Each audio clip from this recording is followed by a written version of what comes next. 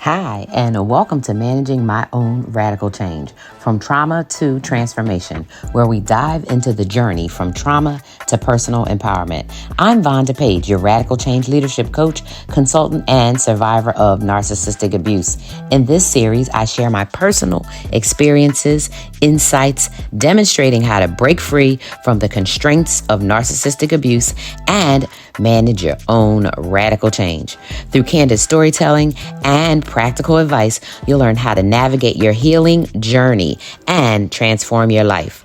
Join me as I guide you through the process of self-empowerment, personal growth, and leadership development. I used to have several long commutes over different parts of my career, whether it was going from my place to the airport, whether it was going from my place to my daughter's school and then to my workplace, whether it was going from my workplace to, childcare and then to whatever. I've always had some long commutes, and during those long commutes, I used to listen to NPR. And one of my favorite shows I used to listen to, which I can't remember the name of it, but I think the host's name was Francis Lamb. He used to be eating and cooking and having a conversation, and you'd hear forks and food and different stuff in the background. And I just loved it. And so, one of the things that you will hear when you listen to me is you will hear me drinking. You may hear the dog barking. You may hear birds tweeting. You may hear a little wind blowing. I might be sipping on coffee. I might be having a matcha. I could be having an herbal tea that's probably a little too hot. You may hear an espresso machine in the background, whether it's at my house or somewhere else. So you can expect that. But you could also sometimes just expect, a little nothing right in the background. Sometimes I'm going to be on camera. Sometimes I'm not going to be on camera. For this series, I really wanted to get it out because there's going to be so much additional stuff that comes along with it that I wanted to make sure that you had access to it as soon as possible. And with that, I want to say welcome and welcome and welcome to episode 2 of Trauma to Transition. And this is a groundbreaking series within the Radical Change or Managing Your Own Radical Change Vonda Page podcast. This channel, Radical Change Leadership, is all things critical thought leadership. Critical thought leadership, not just thought leadership, but critical thought leadership. In order for you to see the radical change that you want to see in the world and to realize results, you have to put in the work, and that requires radical change leadership. That requires you leading your own thoughts, you leading your own self talk, you leading your own feelings, and you leading your own behaviors. Now, this is not to say that the world hasn't beat your ass and smacked you upside the head and punched you in the gut and done all these things. But what I'm saying is, if you want to see change, you have to be in control of it. You have to be the ones to put the action into it. And that action needs to be inspired based on your desires and your goals and your dreams. And so on this channel, we are going to break down what that looks like in various aspects. And in this podcast, this very specific podcast, Trauma to Transformation, we're going to talk about this aspect of change that really evolves and Mm. Revolves. No. Yeah. Revolves around um your own manage change. To manage your own radical change, it revolves around you moving from trauma to transformation. You moving, and that means transforming and transmuting that trauma into something better, right? And in order to do that, you still have to see it, you still have to recognize it, you still have to touch it. And if you're like me and you have complex post-traumatic stress disorder, you have ADHD, you have all of these other little things that add up that are a result of severe child abuse, then hey, this podcast is for you. Because what we're going to do is really embark on this journey and talk about narcissistic abuse and how understanding it and healing from it, it can lead to profound transformation. And I know it because I'm in the process of doing it. I don't know it because I'm an expert. I don't know it because it's something I've been doing for 30, 40 years. I've been working on my healing. But now that I understand that I'm going to be healing from narcissistic abuse, it's a whole nother story. It's a whole nother story. And in this episode, I want to talk about like really what dawned on me and how I really awakened to like, light bulb moment that I am the victim of narcissistic abuse because I think it might be kind of curious to you. So that's what we're going to get into. And I'm going to talk about, my experiences from the standpoint of this cycle of pain, recovery, because unknowingly for years and years and years, I've been navigating the effects of narcissistic abuse. I didn't even know I was doing it. And then, I'll let you know how I really got to that point, and hopefully it can help somebody else. Now, nothing that I say on here is advice, except for I will tell you if you are in an unsafe environment, start working on a plan to get the hell out. And I think anybody would tell you that, but I don't give legal advice. I don't give financial advice. I don't give spiritual advice. I don't give political advice. I don't give any advice except for safety, which is keep yourself as safe as possible. Period. End of story. And when it comes to narcissistic abuse, there's a scale of it, right? There's 9 different components, but people say you only need to have 5 to 6 to really be considered, having narcissistic personality disorder, NPD. There's another scale called borderline personality disorder, and both are on that scale of personality disorders that you need to look up if you want to understand more. I'm going to give you my understandings based on the research I've done. I have been following probably about 8 or 9 of the probably top 20-ish researchers, including the top 2 or 3. So if you just look them up, you'll get it figured out.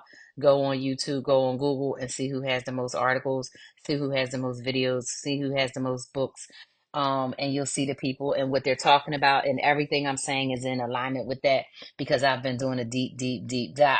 Now, in this episode, episode 2, I'm going to talk about actually like what hit me. Because when I really, really, really realized that I have been the victim of narcissistic abuse, is not when you think. First of all, I've written a few books, and the first book that I wrote in 2020, even though I didn't publish it until 2022, and I kept rewriting it because I was scared to post the book that I really wanted, which I'm going to publish this year anyway. It's called Dump DEI, and a new book that I'm going to write that's going to be really written that says what I really want to say. It's called DEI is Done, Dead, Just Drop It Already.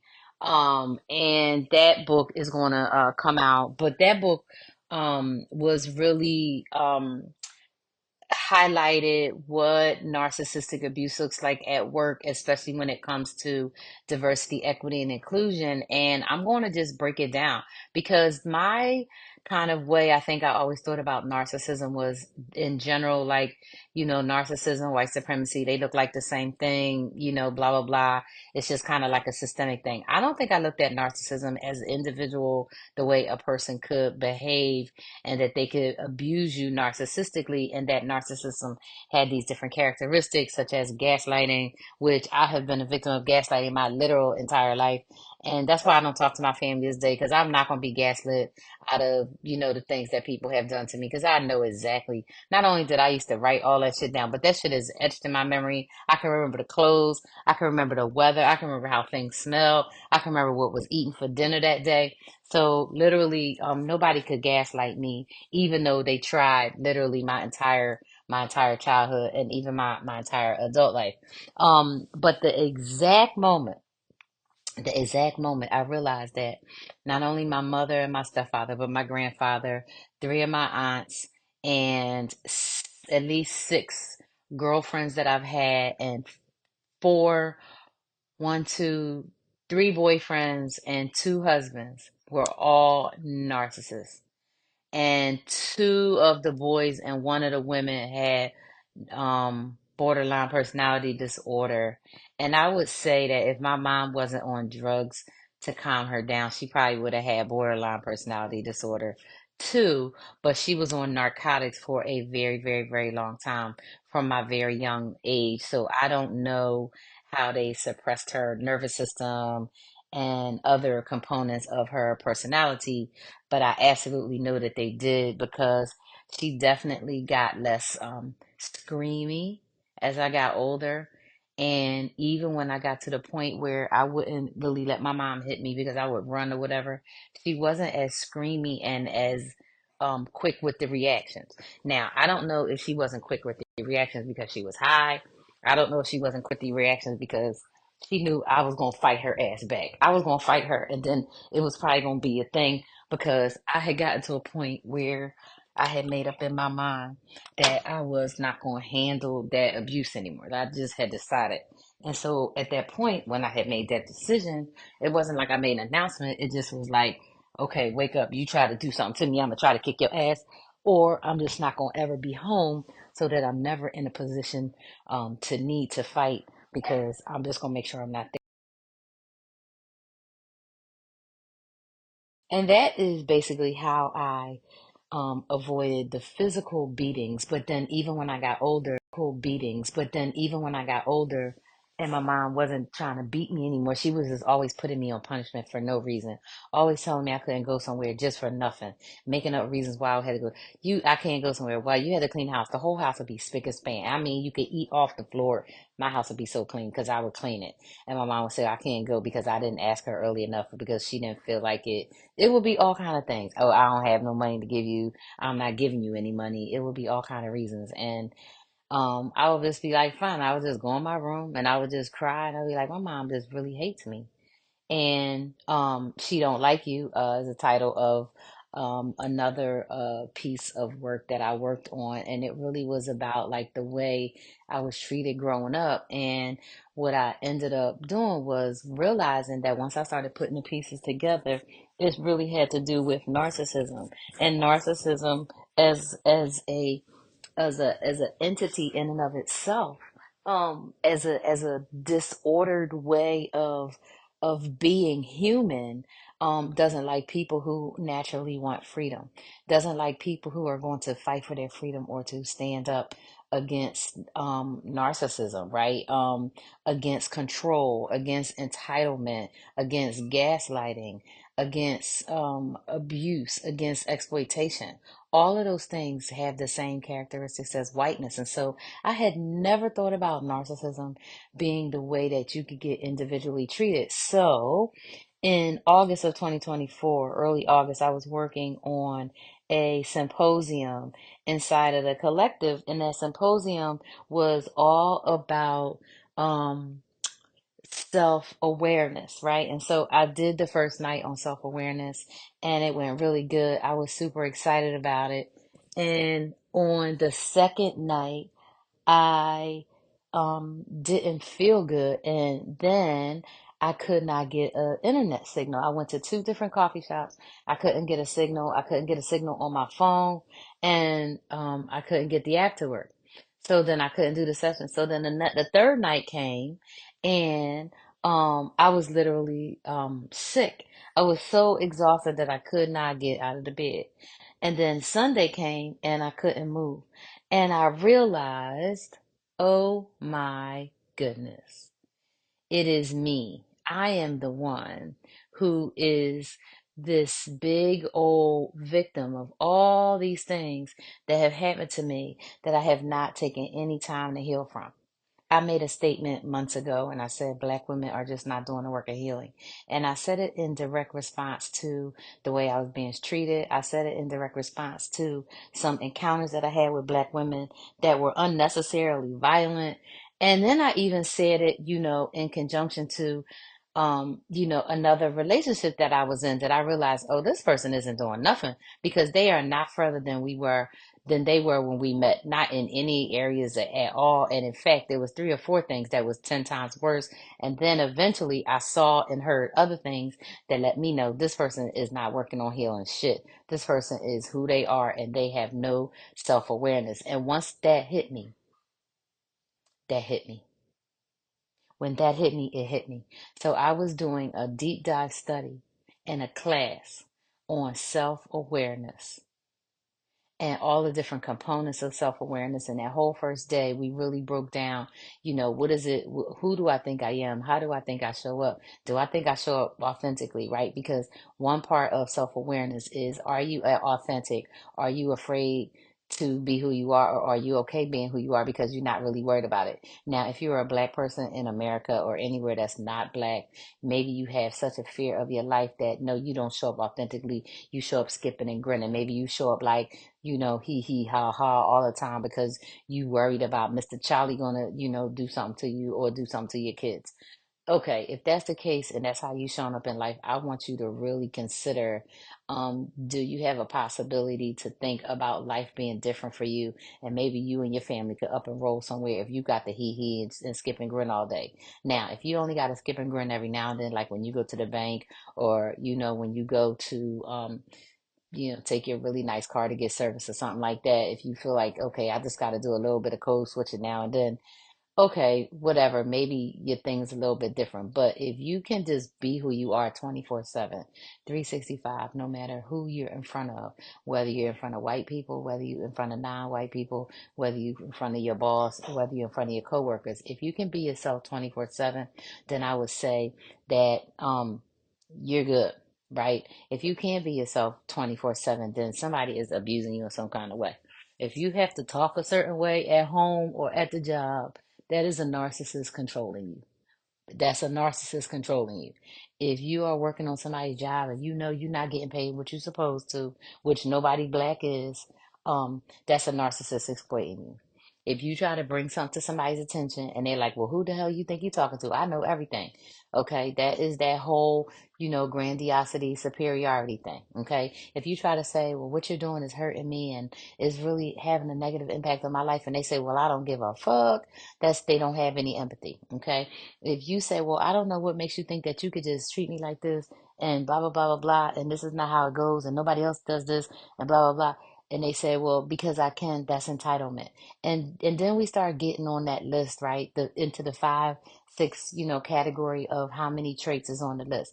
So it's important for us all to understand narcissistic abuse. And the way that it hit me was I was like, how come I've started thinking about all these things that happen that, not only things my mom did to me, but things she let other people do to me. Then there's the triangulation. And then ganging up on me and getting somebody else to gang up on me, triangulation. And then it's the gaslighting, trying to make me think I'm crazy. Then it's like really doing mean shit, like giving my stuff away. Being jealous, right? My mom never showed up to anything because she never wanted nobody to say I was good at anything or anybody to tell me I was proud. It didn't matter if I had all A's on my report card or if I had B's and C's. It didn't matter. She was not coming and showing up. She never showed up for anything ever. And then even the one graduation that my family lied and said she came to, I was like, well, how come I ain't see her there? And they were trying to tell me, oh, you just didn't see her. No, y'all just gaslighting and lying. My mom did not come. Her ass was home in the bed. Just like you gonna tell me she wore the dress that we picked out. She wore a casual ass dress to my wedding. Why? Because she chose to. And y'all gaslit me about that shit too. And so, literally, right, when you really start to understand what narcissistic abuse looks like, and then it's easy to understand how come you always had all these painful things, all these painful moments. I was telling a story earlier about how when I used to buy a Mother's Day card, I used to make sure it didn't say nothing but Happy Mother's Day. That it could have been for Mrs. Jones down the street, but I wanted to make sure it didn't say nothing nice, nothing special, because my mom wasn't nothing nice and nothing special, and I made sure that she knew it. I did not gaslight her. I did not feed that stove like she was some mother of the year. I let her know all the time. Listen, you was terrible, and I want to make sure I'm nothing like you. And that was my goal once I knew I was going to be a mother, is that I wasn't going to be anything like her. And so understanding that even though I didn't know I was being narcissistically abused, I didn't understand that those were narcissistic personality traits. What I knew was that I was being abused, and I knew that child abuse makes people be fucked up in some kind of way. So, what I did was I spent my very early, my adolescence and teenage years always in the library reading shit about self development and reading that back in the day, Tony Robbins and all of that stuff back in the day, because I was always trying to make sure that I had a good mindset, because I knew my mom was trying to mess me up, trying to make me think I was crazy, trying to me think I deserved to be treated so terribly, trying to make me think that how I was treated was normal when no other kid in my family was treated like that. And they all let it happen. And so what I did was recognize that, the cycle was continuous, right? I recognize that if I think about early memories and I think about the early times of abuse, like I think about my mom literally calling me fatty, literally calling me blackie, literally, like calling me leftover. Like I remember my mom just had these names. Like if y'all think that Donald Trump was wicked with the names, my mom had names. She was just She was just like him. She was just like him. It's her that age group, those baby boomers. They quick with the calling somebody some old nasty name, but as soon as you call them something, they gonna go off on you. And that was, what she used to do. And I remember now thinking, or now I think back, like if I would have known it was called narcissistic abuse, and if I would have known, like, okay, these are the strategies. I mean, I pretty much was implementing these strategies without knowing. But the whole like go no contact, I would go no contact all the time. Like, you ain't gonna talk to me crazy. Fuck that. I have boundaries. I'm a human being. And I would do it all the time. I would do it as a child. I'd be like, I'm not gonna talk to you except for the bare minimum. And I would do it for months and months and months. One time I think I did it for 2 years. I was like, I'm not saying shit to you. Fuck you. And then my stepfather triangulated me one day, um, and they, tried to make me feel bad. Time I gave my mom asthma and all this kind of bullshit, and that was, what they used to do. Now, like I know what the different pieces are. Now that I know the definitions, now that I understand the disorder traits and the characteristics and the differences, now it's like everything makes sense to me. All those relationships make sense. It makes sense that if I got brought up by a bunch of gaslighting and a bunch of exploitation and a bunch of abuse, right? Nobody never taking my side. Everybody, acting like I'm crazy. It would make sense that I would keep on getting in relationships with those people. And every time that there was an opportunity to get into a relationship with a normal person, those relationships never worked out. Those relationships only last for a minute. And then looking back, I remember my mom making me break up with all the good boyfriends because she told them all some kind of bullshit about how I was trying to get pregnant and all these kind of stupid lies when I was literally on the pill from age 16 to the age of 32 when I got pregnant with my daughter while I was on the pill.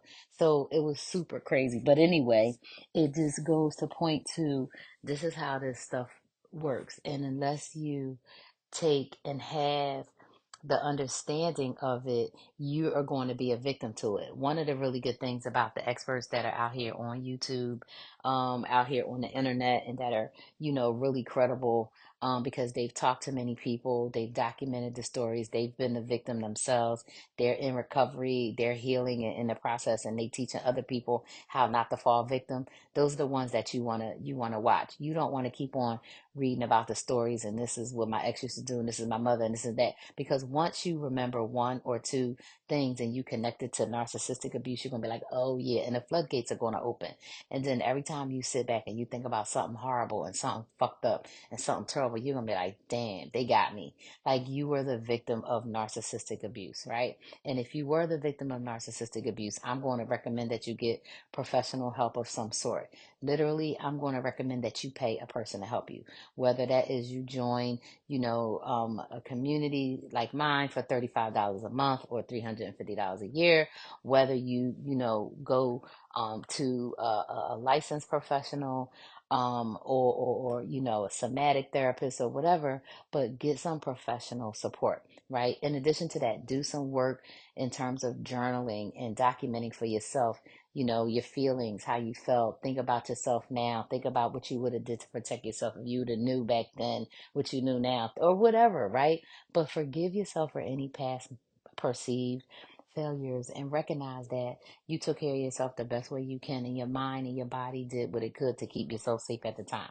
And now you get to heal all of that stuff and you get to be the best version of you, and you get to be everything um in you and for you. You get to do that despite anybody else, right? If you live in a house with somebody that is in the process of actively abusing you, start looking at plans and steps, right? There's this whole process called gray rocking where you just become boring as shit. You start with the yes, no, and you start literally to fade out. You don't tell them nothing, and you just start making your little plans, and you just start getting boring, and hopefully they break up with you. But if not, hopefully you can ease on out, right? Look up gray rocking, look up the experts that have been talking about narcissism for years and years and years, and see what they recommend. But really keep yourself safe is the recommendation, right? This ain't medical advice, this ain't legal advice. My advice is keep yourself safe. That's the advice I'm gonna get to all people at any times in any sort of relationship. um and really, like, when you look at how society gets us to blame everything on other people, and society gets us to blame people that we really don't don't have the ability to hold accountable. Like we can't hold the president accountable. We can't hold banks accountable, car companies, oil companies. We can't hold anybody accountable for anything they do. But let a citizen go out and try to protest with 3 or 4 thousand other citizens, and the government will gas the fuck out you. So we all know what it is, right? So when it comes to trying to do this work of putting the blame in the right place, right? It's important to understand that everybody in our lives has a choice about how they treat us. And for those who have a personality disorder, some places I'm reading, they say 1 out of every 6 people has it. Some are saying 1 out of every 5 people has it. Some are saying 1 out of every 4 people has it. Depending on how many people really have a personality disorder, whether it's full blown narcissism or just a borderline personality disorder, the bottom line, right, is that these personality disorders exist. And even if somebody's only doing 4 of the 9 behaviors, it's still harmful. If somebody's doing 3 of the behaviors all the time, they always gaslighting you. They're always lying to you. They're always exploiting you. And they are always, you know, blowing up and making things bigger than they are every time you open your mouth. It's still emotional and psychological abuse. They don't have to be doing all 6 things that characterize them as a narcissist to mean that it's harmful. And that is the part that really got to me. It was like, not only was the stuff harmful, but these people were actual narcissists. And all of them have like 7 and 8 traits. All of them have a lot and was brought up in a lot of trauma. And then when I think about the relationships that I was in with the people that were narcissists and had 7 or 8 of the traits, they was brought up in extreme trauma. And I just said, damn, that would have been me, right? I was brought up in extreme trauma in my house. Even though I used to fight and do everything to try to keep myself, it was still extreme trauma. I mean, I got beat one time so bad. I'll tell this story, and it wasn't even by my mom. It was by this man that I used to call Uncle Joe. Uncle Joe beat the shit out of me when I was like 8 years old because he thought I was doing drugs, and I didn't know the word paraphernalia and what it meant. And he kept on trying to say, I found your paraphernalia, I found your paraphernalia. I was like, I don't have it. I didn't have it. It's not mine. I didn't know what he was talking about. I never heard the word. Then I thought he was talking about like an art set. I don't know why I thought I was like, what are you talking about? What art set? What art set? And he was like, no, your paraphernalia. And I was like, I don't have no paraphernalia. Like I didn't know what that meant. Come to find out, it was a bag, a zipper bag, and looked like a shaving bag that men would have. And it had needles. It had the little rubber things you wrap around your arm. It had some weed, rolling papers, lighter, matches. I was like, it's not mine. And I didn't know what that was. I didn't know what none of that stuff was. Now, I seen roller papers before, uh, but I thought they was called rolling papers. I didn't know it was called drugs. And I definitely didn't know the word paraphernalia. Meanwhile, this man beat me like another grown man would beat a man with a belt, even though I was saying it's not mine. He was telling me I'm lying.